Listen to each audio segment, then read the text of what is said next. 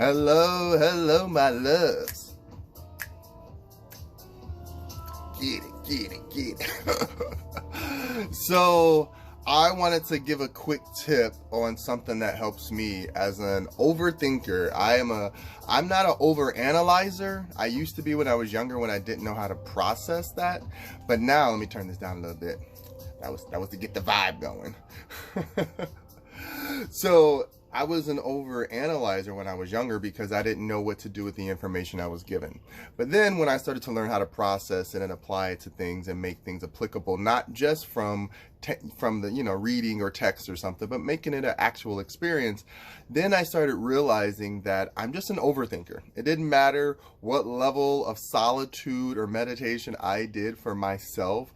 I am one of those people where, believe it or not, I know this is going to sound crazy, I level out and meditate better in chaos.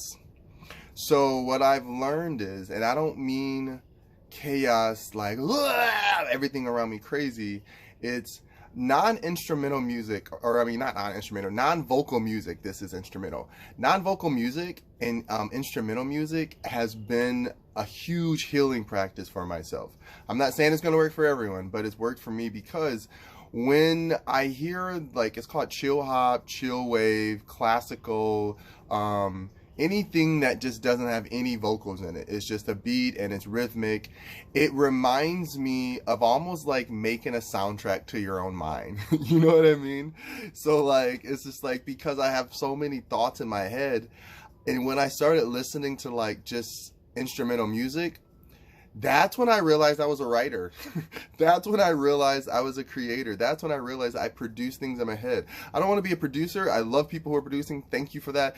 That's not my realm. I give that all to you. I am definitely a personality and I'm definitely a character of many sorts. But my realm is I love to tell stories by word of mouth, and I love to write stories.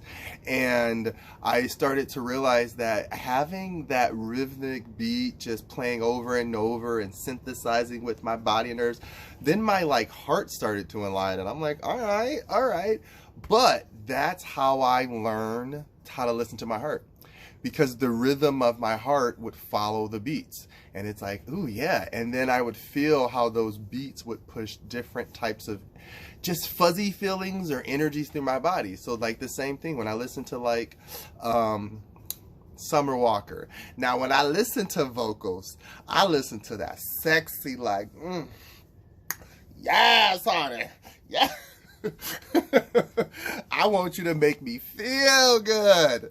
So when I listen to music like that, it does invoke that emotion. And then the words, sometimes I watch myself. You can get lost in the words, which is why certain music is good music to listen to when you're in a certain mood. Like if you're sad, be sad with sad music. It gets you through it faster. If you're mad, find something that makes you want to dance and just get it out. You know, it's finding music that matches your energy. But what I've learned is the instrumental music has matched the energy of my mind. For so long, I realized I was only picking music that was for my body, which was for dancing, for singing, for this, for that, for adult things.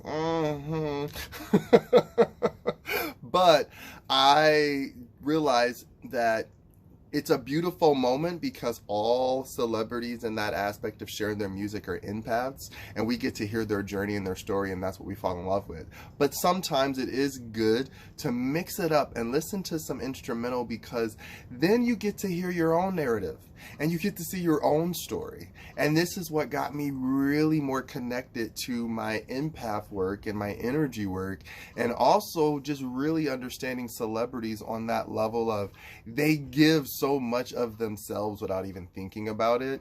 People like, I know I want to be a star, and it's like, I know I'm supposed to be here, and then they get to this platform and this level and they're like, now what? I got everything I wanted, now what? And it's that moment of, okay, you conquered the 3D body. Now it's time to move to your cerebral body. And not just thinking to process for the world, but to process for yourself, to be a vessel to receive from spirit. This is how I got to my spirit talk. It's when I had the ability I just listen to instrumental music. I don't know why I want to say non-instrumental. It's so contradictory, but my mouth wants to say it. When I started listening to instrumental music, I was able to just let my brain just... And then eventually, one brain would slow down, which was my logical thinking brain, which was like, all right, I'm tired. And the only one that was left going was my emotional brain. And that's where most people feel like, I don't want to be here. Why am I here? That's when I realized, like, oh, the music that didn't have words, it would invoke an emotion. This is what scores are, and certain things in commercials and things of it makes you feel happy, it makes you feel sad. Like, scores are to a whole nother level of music and understanding the beauty and magic of how to create alchemy and evoke an emotion in a scene. I mean, a scary movie is not a scary movie if it doesn't have like, that's a sound that we've all established as, ooh, this is spooky. And that draws and saw these scenarios and emotions and timelines and creations of theories and blah, blah, blah, blah. That's where we don't want to get too lost in our physical reality. But it's great to go there in your creation world. Pull that stuff back with you. Put it on paper. Put it in writing. Make it fun. Put it on video, whatever. But this is that moment of, sometimes you start going down timelines, you're like, oh, this is starting to feel real familiar, and I don't want to remember. And it's allowing the body to sink into it. Sometimes I'll get a certain song that makes me feel a certain way, and I'll wait it through. I'll let the song finish, and I'll let that emotion come out. Sometimes I cry, sometimes I don't, sometimes I feel frustrated. And then afterwards, I immediately change the song or the tempo of the music to a new sound that's a little bit more relaxing or upbeat, because then I'm able to process my emotion from a lower vibration from an emotion that's a higher vibration. That's why I love that movie, Inside Out, or not Inside Out. You know what I'm trying to say. The one with the emotions in the head. I know you guys know. Type it below. The point is like, that's why at first people felt like sadness was not as good as happiness. And that's why happiness thinks that it's better than sadness. It's like, no. They're vibrations of frequency of concentrated energy. Happy vibes go, they can't help but go up. That's why happy people seem like they're all up here in the cerebral world. We still have emotions, but we're just up here. And that's why people who are sad, they feel really low and they feel heavy. Not because it's bad, because it's like when you're in that moment of just feeling it and feeling it. Think about what sadness represented. Sadness had to always be sad on some level to process your emotions. Happiness had to be happy on some level to process your emotions. If we turn our happiness into something that is a divisive tool or a divisive weapon against ourselves versus making it a useful tool for ourselves, then that's when we walk into the realm of duality. We get to see, like, I've been living on this world for so long that I didn't step to this side. That's why it's really good to understand the contextual information of an artist you're listening to. Their backstory is the music you're listening to. So whatever they're giving you is their exposure, their experience, their world. It's beautiful. But it's also good to, if you want to encompass that energy, to go inside the artistry. Take out the words for a minute. Listen to the beat. Listen to where your emotions sway and what happens. Then you get to really feel your body. Then when your body feels comfortable, thank you, cat. Kind of knocked my phone over. When your body feels comfortable, that's when the mind relaxes. Oh, that's where the meditation part comes in. That's why all the meditation practices are so important, because they're trying to teach you how to feel your body. The brain is going to do whatever it wants. It's not really about trying to slow down the brain. The brain will slow down when it wants to, because while you're thinking about how to slow it down, you can't slow it down because now you're thinking about how you're manipulating, how to control that energy of control. All you have to do when you go into a space of meditation is to feel your body. Whatever outside noise you need focus for. May it be complete silence, or like myself, I will play music while I have cartoons playing on mute, and then I will sit and I will have like maybe some type of guided meditation or some type of something spiritual I'm listening to with words, and then I let it all play.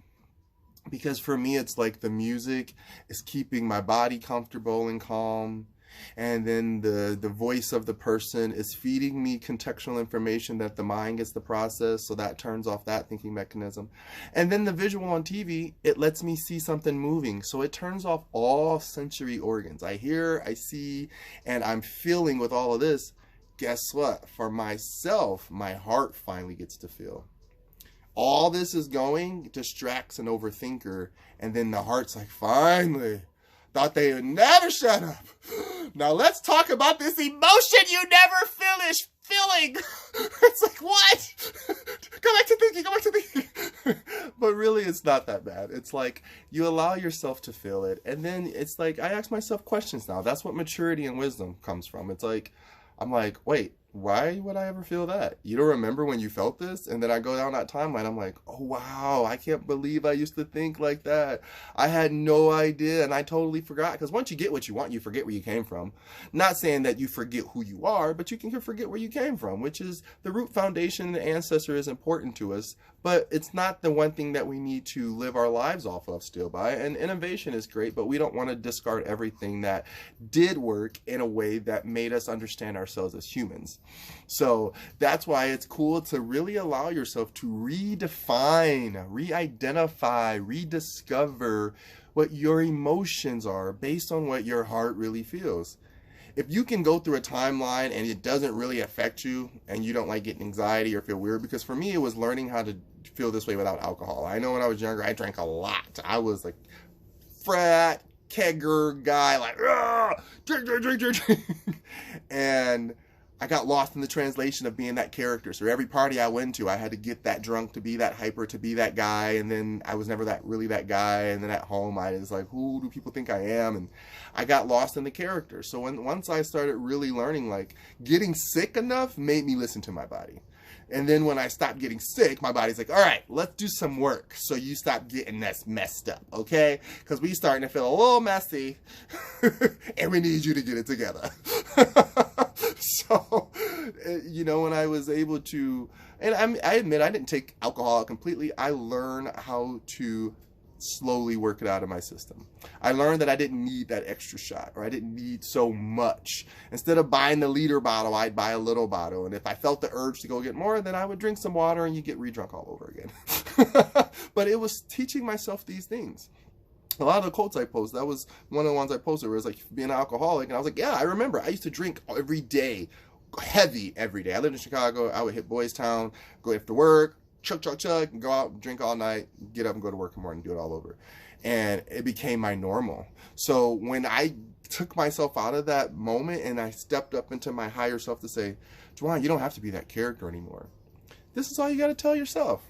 Just listen to what you want to listen to, however you want to listen to it. I believe in all forms of meditation. I think they're important, but I want people to get to realizing spirituality is a level of beautiful privilege. To be able to sit and focus on yourself is the most privilege you deserve. That's the one privilege you should have, is to make time for yourself every day, all the time. And no matter how you do it, may it be through TM, may it be through Buddhist monks, may it be through whatever. And you know, like mine, listening to a bunch of music and sound. But as long as I know that my body is at peace, which is again that thing that never stops ticking. We are a machine that goes 24 hours. When we're asleep, it's still going. But our heart is that thing that's like, baby, I'm the wordless music that you hear in every dream and backdrop of your life. Listen to what I have to say so you can feel how you heal, and then you can move on to the next day. I don't try to rhyme, it just come out that way. Hallelujah, holla back.